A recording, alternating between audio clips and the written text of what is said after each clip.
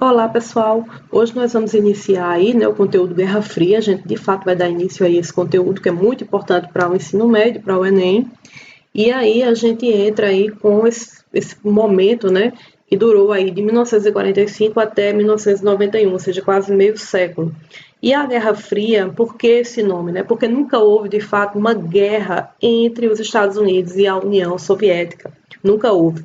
Por que nunca houve? Porque eles estavam fortemente armados com bombas nucleares que eram capazes de destruir todo o planeta. Então, nunca houve, de fato, uma guerra entre os dois, tá? Diretamente. Havia, sim, um confronto ideológico. E por que havia esse confronto ideológico?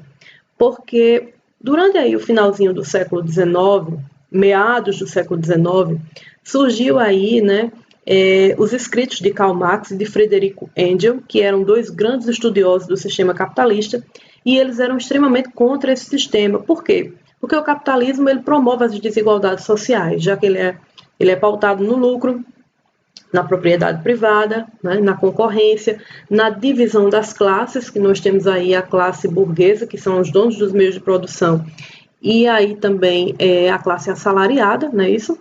E normalmente o sistema capitalista, como ele é mais um pouco democrático, então ele é baseado mais no pluripartidarismo. Então há vários partidos políticos.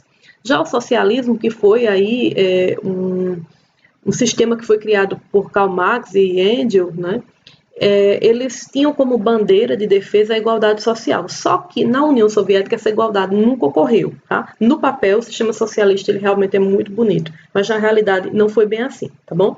Então ele é baseado na igualdade social, a propriedade, tudo pertence ao governo, tá? Ninguém tem direito a ter padaria, farmácia, nada. Eles seguem uma planificação da economia, ou seja, eles estudam o que é que deve ser produzido para o país, tá? E normalmente são baseados em ditaduras onde só existe um único partido, tá bom, gente?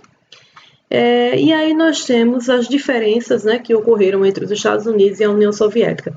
Os Estados Unidos capitalista criou no final da Segunda Guerra Mundial, criou aí o Plano Marshall, que visava empréstimos financeiros para ajudar os países que foram destruídos pela guerra, então ele queria ganhar aí adeptos, Criou também a OTAN, que era aí um pacto militar entre os países capitalistas, e criou também a CIA, que era uma agência de espionagem. Já a União das Repúblicas Socialistas Soviéticas vai criar aí, que são socialistas, vai criar o Comecon, que também é um estilo de ajuda econômica para os países membros. Vai criar o Pacto de Varsóvia, que também é uma organização militar voltada para a manutenção do sistema socialista nessas repúblicas, e vai criar também uma agência de espionagem, que será a KGB. Aqui vocês estão vendo nesse mapa a divisão, A Europa, essa parte verde, que era aí os países capitalistas, e do outro lado o bloco da União Soviética, aí liderado pela Rússia, que se tornou socialista desde 1917. Tá bom?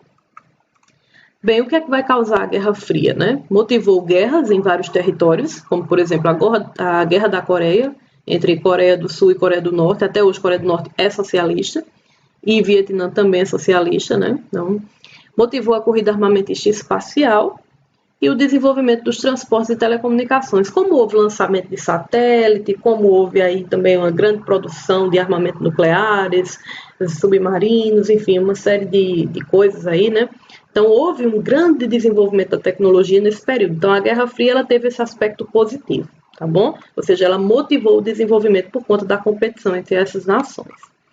E aí, por fim, o que é que vai motivar o fim da União Soviética? Não havia desigualdade social, Ou seja, faltava insumos básicos para a população, como carne, trigo, leite, açúcar, roupas, porque a União Soviética se preocupava muito mais com a área militar e com a indústria de base, para mostrar que era superior tecnologicamente, e deixava a população à deriva, Então faltava tudo, havia uma grande crise econômica. O capitalismo também se mostrou muito mais interessante, porque promovia uma qualidade de vida um pouco melhor apesar dos problemas. Gorbachev também, que foi um chefe de governo, chegou já vendo a situação e começou a fazer uma abertura política com o pluripartidarismo, diminuindo gastos militares, enfim, introduzindo a economia de mercado, e o próprio presidente russo que queria que a União Soviética se tornasse, de fato, membro do sistema capitalista. Tá bom, gente?